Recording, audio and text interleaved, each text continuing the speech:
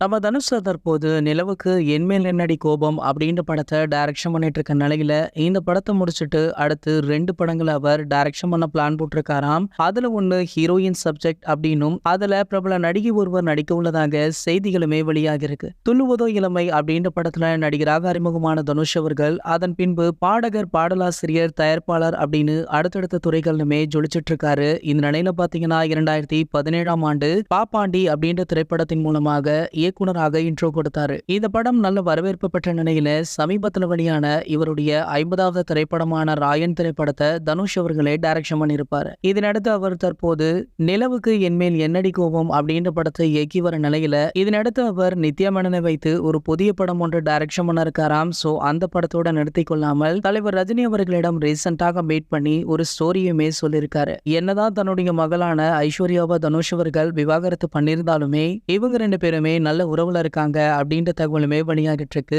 So அண்மையில நடைபெற்ற விழாக்களில் கூட ஒருவரை ஒருவர் பார்த்து கொண்டு நல்லபடியாக பேசி கொண்டிருக்காங்க. சோ இப்படி தலைவர் ரஜினி அவர்களை மீண்டுமே தனுஷ் அவர்கள் கமிட் பண்ணி எப்படியோ அவருடைய படங்கள்ல நடிக்க வைத்தால் நம்ம ஐஸ்வர்யா தனுஷ் மீண்டும் இணைய அதிக சாத்தியக்கூறுகள் உள்ளதாக தகவலுமே வெளியாகி இருக்கு. இது போன்ற சினிமா செய்திகளை பத்தி நீங்க உடனே தெரிஞ்சுக்க நம்மளுடைய செய்தி துளிகள் அப்படின்னு நம்ம சேனலை சப்ஸ்கிரைப் பண்ணிக்கோங்க. அப்படியே பக்கத்தோட பெல் ஐகானை கிளிக் பண்ணிட்டீங்கன்னா நீங்க நம்ம வீடியோ மிஸ் பண்ணாம பார்க்கலாம்.